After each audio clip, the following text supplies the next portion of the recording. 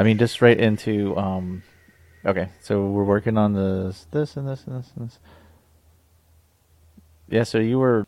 219 repeat. 7.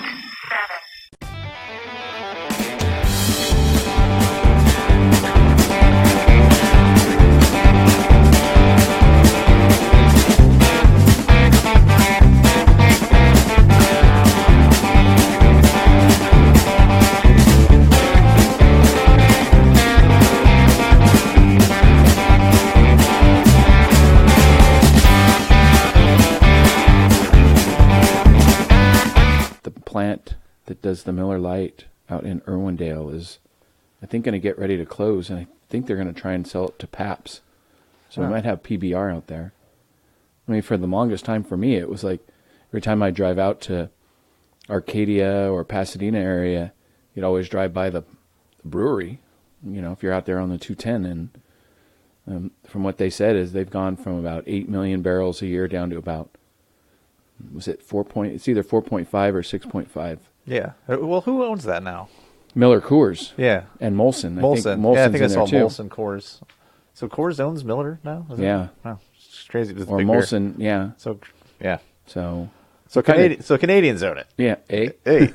But I guess they're going to move them to a different area. I don't know. Well, they have, the existing breweries in, Boulder? And somewhere in, I think, Fort Worth, Texas. Yeah, I think they're going to move that production to Texas. Oh, okay.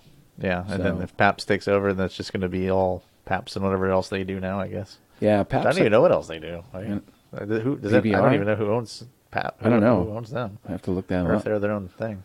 Yeah, it'll just be weird because it's been so long. Yeah.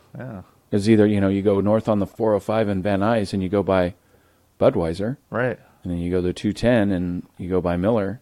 I was just wondering, like, wife and I were at California Heights Market the other day, and we went back into that beer cave, and she couldn't believe how much product was back there. Yeah.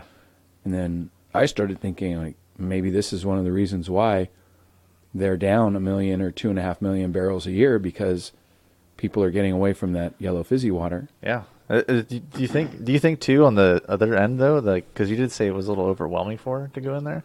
Do you think, unless you know exactly what you want, I mean, it could be overwhelmed to, because you see the sticker price on some of these craft beers too, and it's hard to get people to, because I was like that for a while too. I wouldn't pay $13.99 for a 6-pack of Ballast Point Sculpin. I still wouldn't do that, but at the same token, I would go ahead and spend $15 on something that I really want. Heck, I've spent $20 on 4 cans at Green Cheek. But I was trying to explain it to the wife the other night, and it's like, you go to a brewery and you're paying $6 for a pint, so that would be $24 for a 4-pack. Yeah, sure. And so let's say you're walking out of there with, a $25 4-pack. Yeah, it's about the same price. Well, the same token with like art. Let's say art, for example, because I like to take the craft beer movement and kind of like compare that to art. Wouldn't you pay more money for better art? Would you pay more money for a better shirt? Oh yeah, for sure. And the people that want to get a shirt at a department store, I'm not going to name anything because I bought shirts at department stores. But if I wanted one that's going to last a long time and get the best quality, I would probably pay a little bit more for it. I mean, if you're going to get a steak, would you rather eat a steak cooked at a gas station or cooked at Ruth's Chris? I mean, which one would you prefer? Yeah, I don't know. I've had food from a gas station before out in, like, I think up in Lee Vining, but that's another thing. That's a whole other story. Yeah. Anyway, well, welcome to the Atomic Beer Show, and I'm Josh. I'm Don. And we're here to talk about beer. Lots and lots of beer. Yeah, so the holidays, I guess the holidays are over. Officially over. What would you, like, because I was thinking about this. I'm like, well, there's holidays year-round, but they call this holiday season. I think at the season, probably from Thanksgiving to Christmas to Hanukkah to Kwanzaa and Boxing Day, and I guess everything that falls in between about November 20th and January 2nd. Okay. So would you put Halloween in it? Because I think Halloween would be like the kickoff. Yeah, I guess you could. I mean, because it's the last day in October, and I think that's usually, because I'm looking at, if you take it from the perspective of sales and marketing and what stores are doing and what the crap, like Halloween decorations come out, people go nuts over that stuff still. And then a lot of times the Christmas decorations are up before Halloween even comes around. It's just like you go into Costco or Target and, they're ready to push their Christmas stuff. Yeah, it's definitely out earlier and earlier. It seems that why not just leave it out year round? I mean, people are going to buy it. I know some people that leave their Christmas lights up year round. Yeah. But whatever. But yeah, so after the holidays are over with, you had the Christmas, you had your Christmas parties and all this build up and all this stuff. You got family coming over. You have to buy all these gifts, if you even buy a lot of gifts anymore. I mean, I don't buy as much as I used to, but still, it could be a stressful thing. And then you end out onto the new year.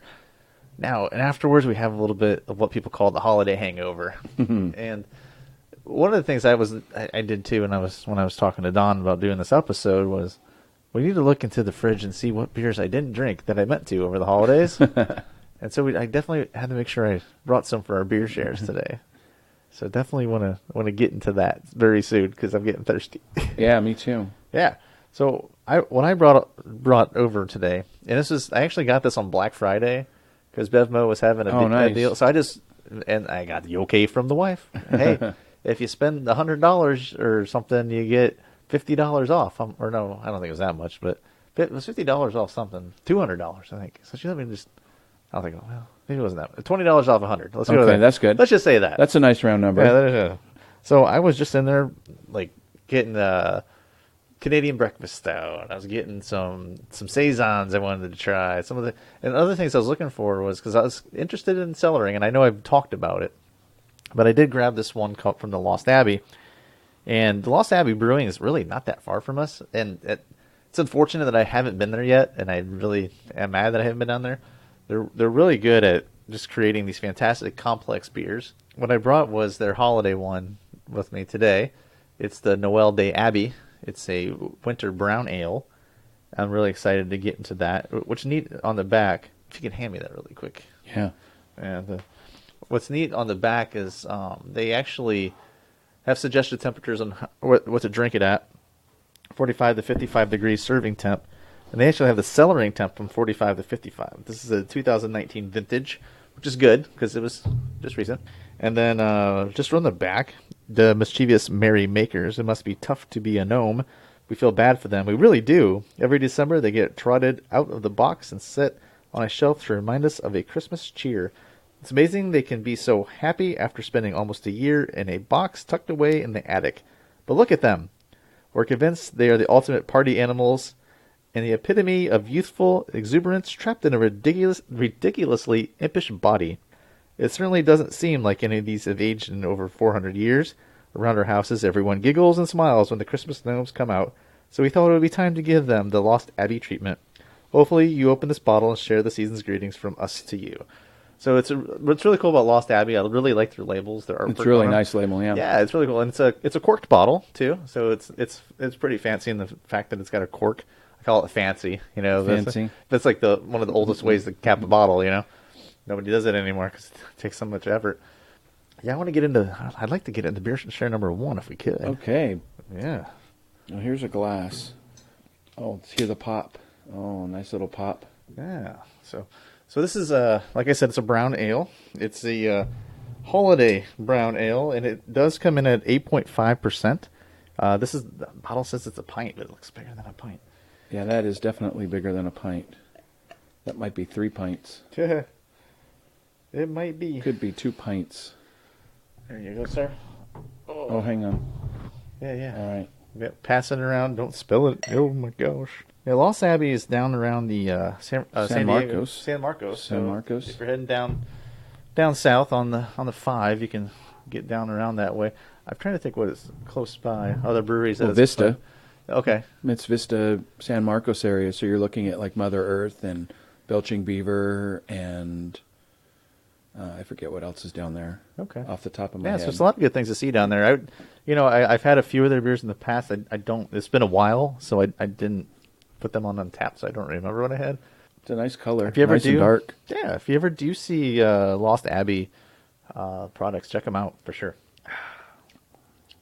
Oh, that's nice. Yeah. Yeah. It's wow, yeah, it's got like pretty smooth. Yeah, and towards the end, it's a little bitter at the end. Yeah, just at the end. Not too bad. Yeah. Yeah, so there you go. That's the Lost Abbey, Noel Day Abbey, which I am curious now about cellaring on this one. Like, I wonder in a year from now how much of that taste would change. Well, we'll try that with the Sadie. Okay. So I have 2 Sadies left, and I was talking to the owner, Gabe Gordon, about the other day, and he's like, it ages really well. Just put it into a closet, dark closet, and let it sit. So maybe when we get to episode 50 or 60 or July episodes or whatever, then we'll crack it open and see what 6 months does, and then or we could do a tasting when the 2020 Sadie comes out. Yeah, that'd be. But yeah, he said it ages really well. Yeah, because this is definitely a fantastic beer as well from Beechwood. So yeah, the Noel Day. That's good. Abbey. That's good. So yeah, so Christmas came through, New Year's came through. Do you need any good gifts? Gifts? Well, okay, this sounds kind of crazy, but my mom's dealing with cancer. I don't know if I've talked about that before, but not on the show. Yeah, no. Okay, so mom's dealing with cancer. We think it's stage 4. Chemo's going really well for her, and they're going in the right direction, but she's, trying to start putting things together. Yeah. And doing things that, I guess it was kind of weird because they were here for a week during Christmas, and then the Friday before they left, we went to the cemetery where she's going to be laid to rest at, and we made all the arrangements already. So that's done. But hopefully that doesn't come, too soon. Right. But she got us a trip to Alaska. Oh. So we're going on American Cruise Line's 11-day excursion. Oh, nice. So that was like the big gift. Other than that, wife and I don't really exchange presents. We did purchase a weighted blanket.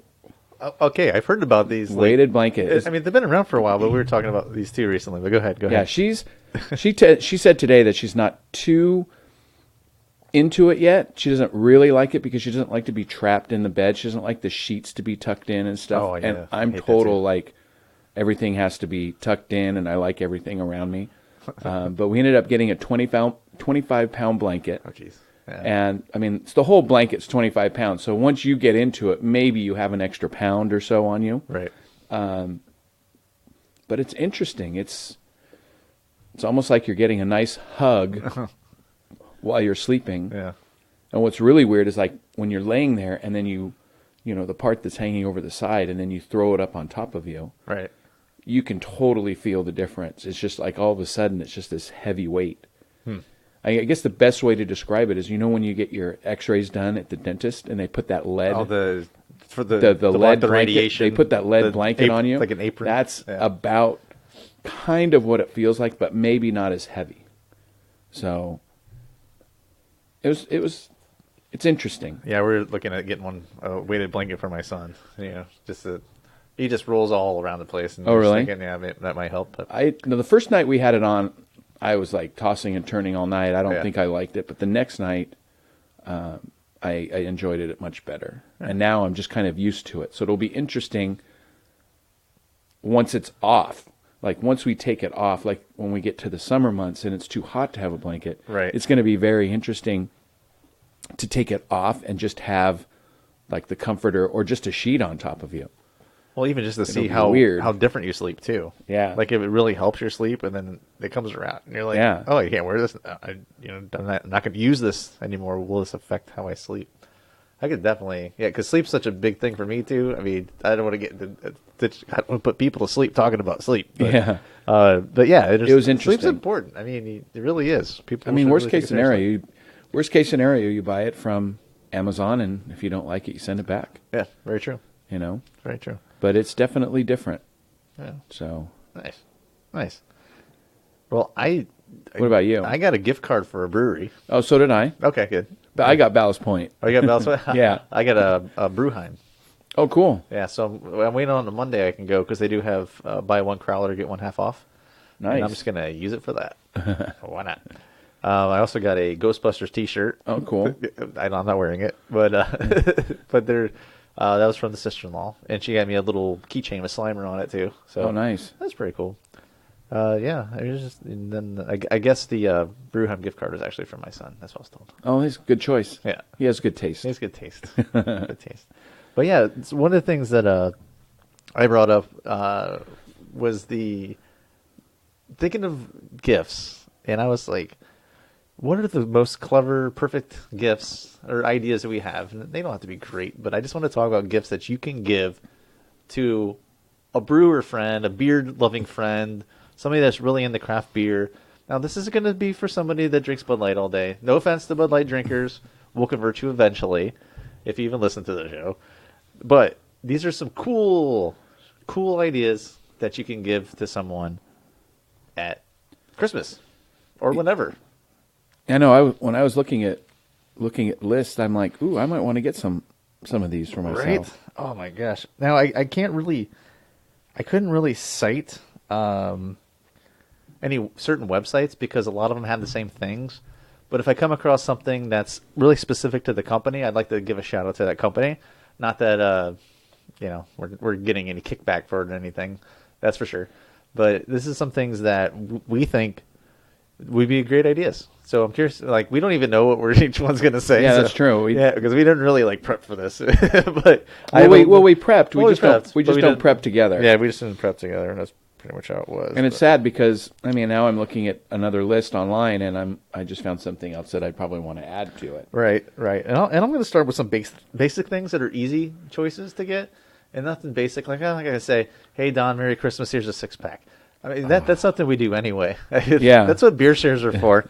So these are like kind of, it's cool to get, like I was just thinking of this on the way here too, to get a gift on Christmas for a beer friend, right? And it's something that you can use on the new year. Oh, yeah. That's a cool thing too. Yeah. It's like, oh, wow, thanks for this awesome, gigantic growler. I don't know.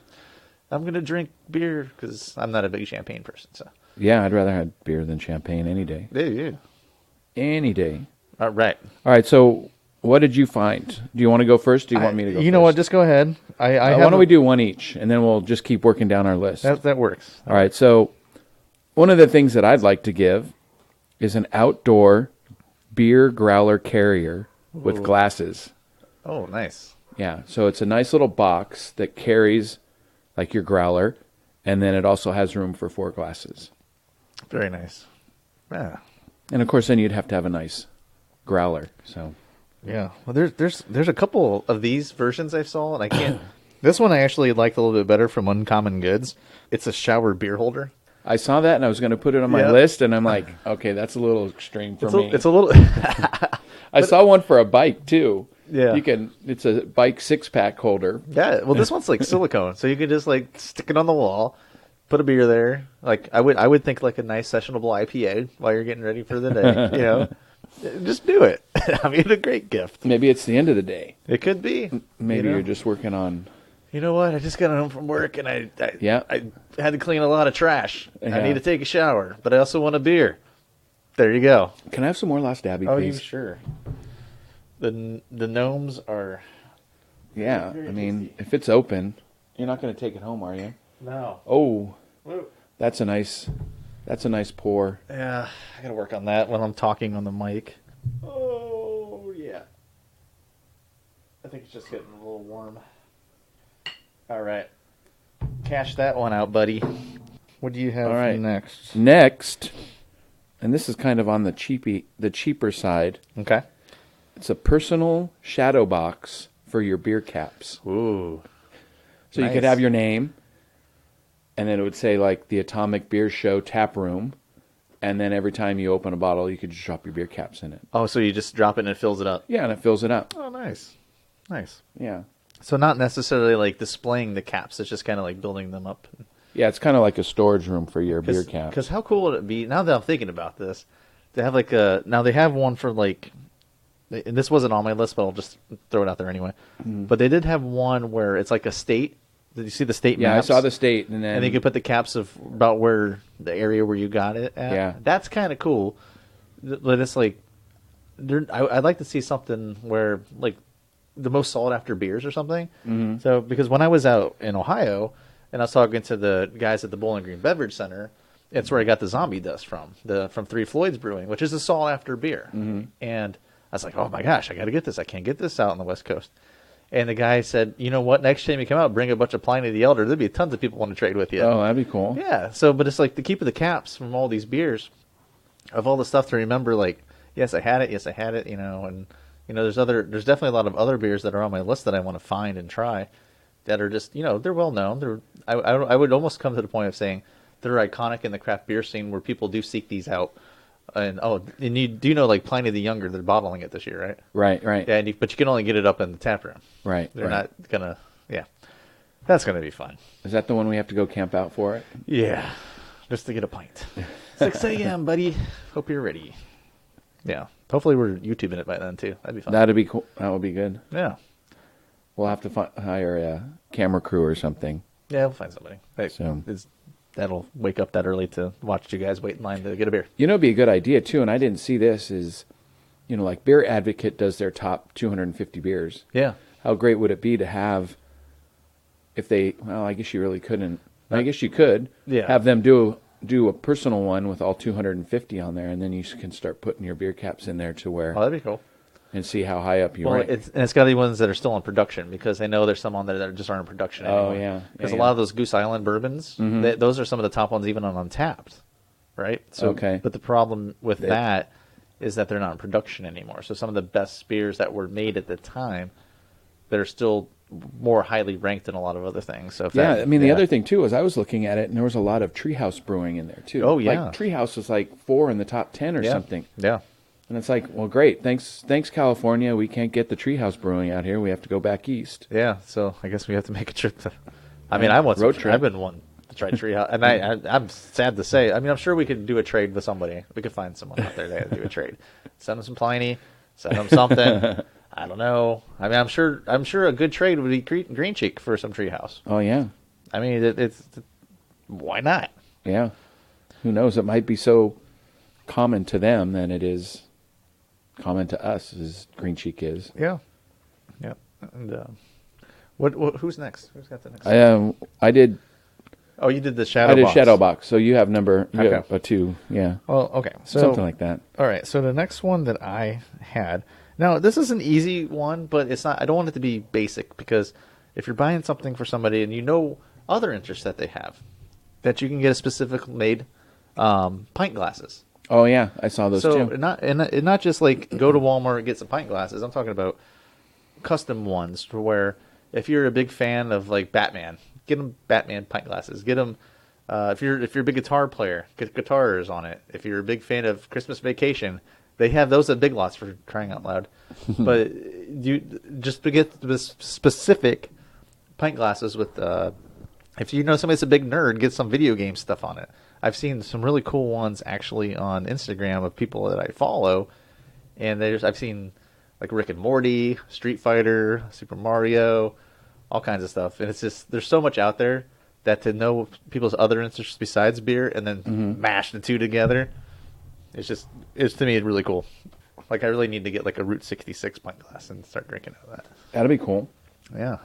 We should make some. I was out on Route 66 just the other day. Oh, that's right. You were. Yeah. How'd that go? That was good. It was nice. It was it's nice just to get out and drive like on something like that, just to free your mind from things, and it's really nice. Yeah, I did it a couple of years ago. Yeah. Ended up in Monterey. Oh, okay. Yeah, it was nice. Yeah. All right, so my number 3, and I've had this before, or I've had some of this before. Okay. Beer infused barbecue sauce Oh, can I add onto that or hot sauce? or hot sauce. Yeah. Oh, because let me tell you, have you ever had like did you write down any ones that you liked? I had a boozy one, a boozy bacon. Okay. Yeah, and it was really. I think I still have a little bit left. And Yeah. we were driving to Sacramento, and there was somewhere off the 99. There was a place where like, oh, let's check that out. Yeah. And they just had it everywhere. Dang. They just had all these different flavors. Yeah. And of course, you can't go wrong with bacon. No. I mean, bacon is the greatest meat in the world. Period. I mean, what doesn't bacon go with? Don't get me started, because I get once I start talking about bacon, there's just like, bacon goes with everything. There's It nothing. does. It's pretty amazing, especially when we were at the Stereo Brewing that one time, when Slater's 50/50 was Oh, there. yeah. And I got the bacon cheeseburger with the peanut butter and Peanut butter and jelly. Yeah. And everybody's like, "Oh, I should have got that." Crazy good. It just doesn't sound right. But I think the only thing that I've really come to discover, and I haven't tried it yet, bacon with pie. I mean, would bacon be good with like an apple pie or a lemon meringue? Maybe lemon meringue. I don't know. But I think pie would be the only thing that bacon wouldn't go with. But who knows? Maybe it would be the greatest thing ever. Maybe get some bacon pie. Give me some pie. Yeah. So bacon-infused barbecue sauce. Man. Did I say bacon? You said bacon and Beer. That's how bad it is. Oh, bacon. Bacon on the brain. Oh, man. Excuse my language on that one, but I love bacon. Yeah. Beer-infused barbecue sauce. Nice. So Nice. that's right up there. And also with that, too, I mean, I did say hot sauce, but I did get my wife brought home one time Stone Brewing. They had IPA-infused mustard. Ooh. Yeah, that should be good. It was like a stone ground mustard too, so that was good. It still had like the mustard pellets in it and everything. It was really good. I love a good mustard. Oh yeah. And you know how I feel about pretzels, and if you could put good pretzel with good mustard. All right. You had me at mustard. You had me at mustard. Okay, so one of the other ones that I came across, and I guess I'm going by now like what I would want. So just books in general on craft beer. Okay. There's a ton out there, and just the basic ones of. I actually got one for, I don't know if it was my birthday or Christmas one year, but it's an atlas of beer places. Okay. And it's actually from National Geographic. Oh, sweet. Yeah, and I believe there is if I remember right, I have to double check, and I might be wrong, so don't quote me on this if I'm wrong. But I think Garrett Oliver actually has a forward in it too to talk about some things. That's the head brewer of Brooklyn Brewing. Yeah. So any kind of beer related books is really nice. Even if it's if somebody's a home brewer, books on home brewing, or Charlie Papazan's books, and there's also just other ones you can just find that I think anybody that's a home brewer, if they already don't have the literature, just go check out their library, because most of the people that have it on display prominently in their house because they're really proud of those kind of books and things. So I think literature on craft beer, especially in history books and stuff like that, on beer, not history books in general, like not the American Revolution, unless it was the American Revolution with beer, then that would work. All right. So my next one is a Miller Lite holiday sweater. It's a nice sweater with a couple Miller Lights on the sleeves, one in the center that kind of looks like a snowflake, Christmas trees along the bottom, and a couple reindeer pulling sled with the Miller Lite in it. Miller Lite? Miller Lite. Well, it's an ugly sweater. Well, I mean, is that like a gag gift? I don't know. Maybe somebody that you have. That would be fun to wear. I ain't gonna lie. If you're at a holiday party, yeah, it would be a conversation starter. That would be. And then you could tell them that it's an ugly sweater, and if you wanted a beautiful sweater, it'd have to be a craft beer sweater. But would you rather have a Miller Lite or a High Life? Miller Lite. Oh, High Life. I don't know. I just the High Life. I see. I have that You're attracted to I Miller am attracted Lite. to Miller Lite. That's the beer that got me started with everything. We've talked about this, Josh. I understand. It was with the steak, Miller Lite. I could still drink Miller Lite right now. I don't know. Miller Lite for me is I don't know. It's good. I don't have a problem. It's where with it's at. Okay. I don't have a problem with it. I understand. I totally understand. I mean, if there was a cooler full of craft beer and some Miller Lite, yeah, I'd probably go with the craft beer. Yeah. But if it was Bud Light and Bud Heavy and but Coors and you Coors don't put Light, good craft beer on an ugly sweater, right? Well, exactly. That's what I'm saying. It's an ugly sweater. Right? It's an ugly sweater. Okay, so that's why you put Miller Lite on there. I got you. How many is that now? Beers or what? Wait, do I have one more or two more? I'm on number 4, so you're on number 4 also. You have 2 more. I have 1 more. Okay. All right. So, my next one. I totally had it and I totally blanked, which is the way it works for me. Oh yes. Okay. So I would definitely get a gift for someone. This is something that got me started in home brewing, and I would definitely try to get everything and get the correct. I guess whatever. I like to get the Mr. Beer kit. Oh, nice. Yeah, Mr. Beer. That's what got me into home brewing because I was interested in doing it, and I was a little, I'm not gonna lie, I was a little intimidated in the whole process. I mean, really, the basic way of making a beer is not hard. It gets complicated when you really get the science into it and perfect things and want to be consistent in what you make. I know there's an art that can go to it. Obviously, with all the flavors and different beers that are out there, understanding different malts and what grains you would use and hops you would use. Hops for me is the craziest. And even like water. I mean, just the different areas of different water. But I wanted to keep it simple. And if I wanted somebody to, I don't know if it'd be nice to, or a bad thing if somebody's like, yeah, I really want to brew beer, but I'm not sure. Then you get the Mr. Beer kit, and then all bets are off, man. It's an uphill battle, and you're running a marathon and all that, wanting to do more, wanting to learn more. Then you get in the books and getting all this stuff. So Mr. Beer's kind of like the entry drug into homebrewing. I mean, they're not the greatest things that you make from Mr. Beer, but you can. No. I mean, it's a little fermenter is all it really is. Yeah. And they have instructional videos that come with it. It's really cool. So I don't know if I still have mine or not. I think I do. I think I held on to it. I have my book, and I still have my fermenters, and I pretty much have all of my stuff from home brewing that I first purchased. Do you remember what your first beer was? That's a pale ale. Yeah. Yeah, almost like a clone of the Kona Brewing Fire Pale Ale. I gotcha. Yeah. But the beer store that I got it from. Well, you didn't have a Mr. Beer though, right? No. It was just I went to Steinfiller's in Long Beach, and did you get like the basic? Yeah, I got 2 buckets and thermometer and the hydrometer and nice and some tubes and some like bottle filling and some caps. yeah.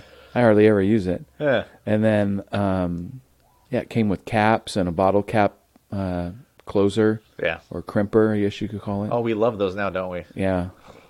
And then he just said basically pick out. They had kits there. You can just go in and pick out a kit. Okay. And it has everything that you need. You don't even have to think about it. Nice. But it was all extract, though. It wasn't, you're getting a little box with the extract and the hops and the yeast. To start all grain is just that. Yeah. And if it comes out bad, it could just deter you from not even trying again. And I know we talked about what we've had in the past, but I can't remember how many beers I've actually brewed, and on my own, not including the ones I've brewed with you. Mm-hmm. So there's just a lot, and we really need to brew again. I know. I know. We'll get there. We'll get it. We'll get it. What we should do is brew one day and then come podcast in the afternoon. Yeah. Or in between boils. It's just just record. That'd be good. Right. We can do a live feed, a live podcast. Yeah, this is how we brew. I mean, if more people would listen and subscribe and watch that, I would love to see all the comments. You're doing it wrong. What are you doing? Oh my gosh. It's like I always told my wife. She always asks lots of questions, and I'm like, it's craft brewing. You can't do anything wrong. That's right. It's it's how it's going to turn out. Just if it turns out good, yes. You just have to continue to make the same mistakes over and over and over again. Yeah, right. Simple as that. As Charlie Papazan said, relax and enjoy a home brew. Yeah, that's good. Just relax, man. It's good. It's all good. Now that I figured some things out, I mean, when we were brewing last time, we're going from brew kettle to fermenter, I think, and it was just going so slow, and we just didn't get the siphon going. Right. We're just like, it's drip, drip, drip, and I'm like, I think that's how it's supposed to go. I mean, they added like an extra hour and a half, which is great. Yeah. But we learned our lesson. Yeah. So. Well, the first one I brewed, I went all out and just did an Oktoberfest. Oh wow! And it actually wasn't bad.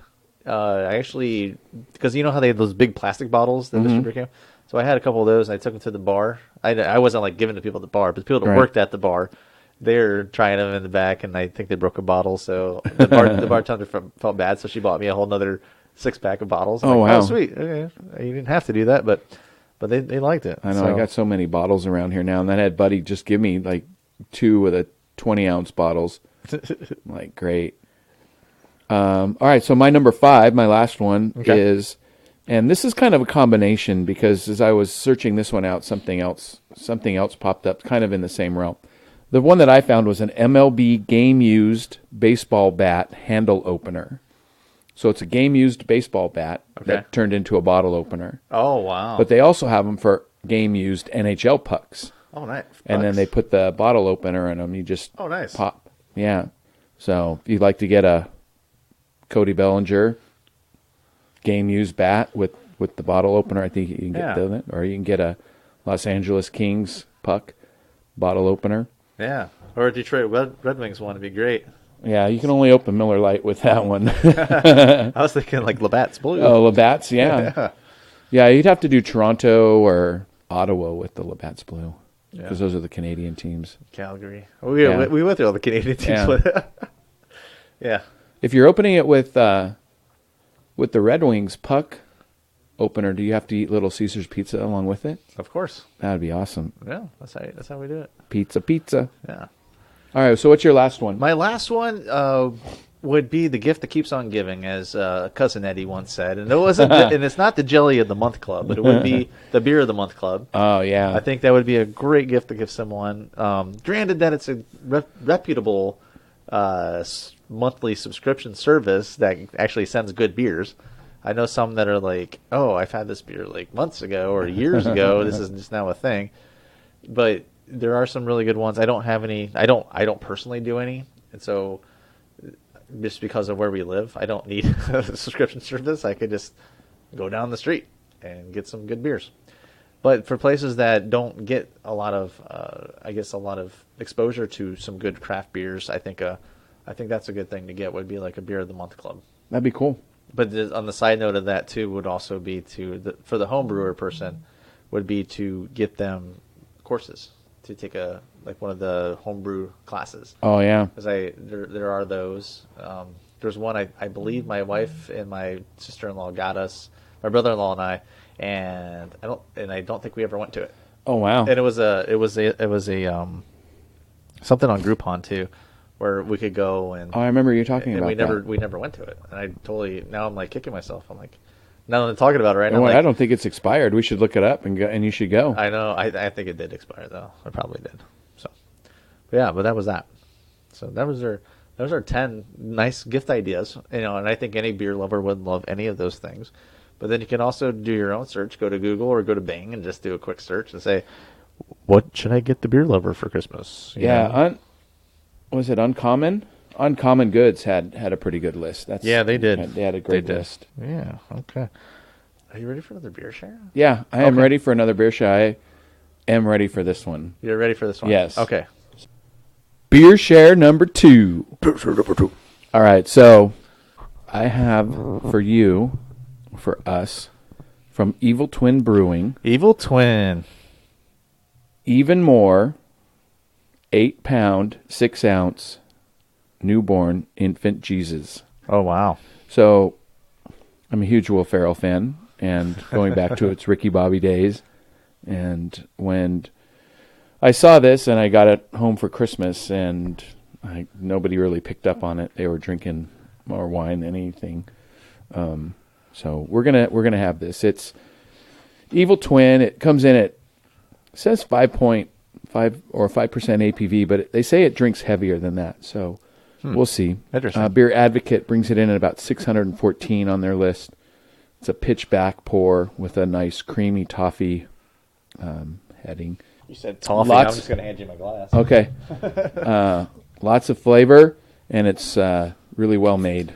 From what I remember, milk stout. It's a stout, milk stout. Mm-hmm. It's nice black pour. Oh yeah. There's that one. Oh, there we go. Look at that. Hopefully, I split it pretty well. Yeah, when I was Evil Twin, I'm glad you brought that in because there was a couple. There's a couple others that I wanted, and I just can't find them yet. You want a little more? Or are you good? Oh well, I don't know yet. I have a splash. Okay. I grabbed some when I was back in Ohio too. Which ones did you get? I got it was an IPA called the Falco. Okay. And then there was the Decadence series. I got Decadence number 2. It's a very decadent, dark, imperial stout that they had. Wow. Yeah. So I was looking at more Evil Twin stuff. I started in 2010 and exports to more than 35 different countries and is around 35 states in the U.S. Yeah. 20 different beers in 2016. At the moment, brews at 5 different breweries around the world. So they're just not brewing out of New York. They're just brewing all over the world. Oh, wow. They're found at restaurants, the Nomad, Bianca, Noma in Denmark. So they're kind of big everywhere. So Evil Twin. Evil Twin. Cheers. 8 pound, 6 ounce newborn infant Jesus. It's a little hoppy. A little bit. A little bit of bitter at the end. A little bit. A little different. Yeah. It's not your traditional milk stout. No, it does. I mean, like you said, what was it? 5-something%? Yeah, 5%. They say 5%. It does taste heavier than it that. It does run a little heavier. That's not a lie. That is not a lie. So they're not that evil. They tell truths. It is definitely different than I'm used to for a milk stout, which I think is refreshing. Yeah. For me, because you don't get that very often. No, you don't. And I kind of wish I had that before the Noel D. Abbey. Oh, really? Yeah. Yeah. I'd like to have that fresh taste because these are two. I mean, because the beers we shared today are two very different beers. They're both dark, but they're both a lot of different taste. Maybe some homemade beef jerky will clean your palate. Oh, wait. You have homemade beef jerky? Yeah, I finally made some homemade beef jerky on the Traeger. Oh. So I came home the other night. I'm curious about this. I think it was after we went to Backstreet. Okay. I stopped at... Oh, my God. It smells so good. I stopped and got some flank steak. Flank steak? And I was going to do a traditional, like... Oh, my gosh. Homemade teriyaki. Teriyaki. But once I got to the store, I'm like, okay, I'm just going to buy this. Oh, my gosh, dude. And then when I reread the recipe, it asked for a dark beer, so I took the Brooklyn... Pardon my chewing on the microphone, but this is delicious. I took one of the Brooklyn Brewing Company's winter lager that I brought home, and I just poured a bottle of that in and then put a cup and a half of the teriyaki sauce. And then it went on the Traeger, 180 degrees for about 4 hours. That's where it's at now. Damn. Let's see how it tastes. Oh, good. Oh, my God, so much better now. It just, like, falls apart. Because I was drinking it. I was eating it right off the grill. It was so hot, but it was so good. But now, it's a little bit better. Man, now, okay, so by next show or two, I got to make mine. Okay. And then we'll see. Because this is, dude. Oh, my God, this is brings really up good. to the challenge. Oh, yeah. Mine's a little different. My texture's a little bit different. Plus, I use a dehydrator. Yeah. What kind of meat do you use? London broil, usually. Oh, okay. Yeah. And I make them, and I thin them out. Mine's not as thick as this.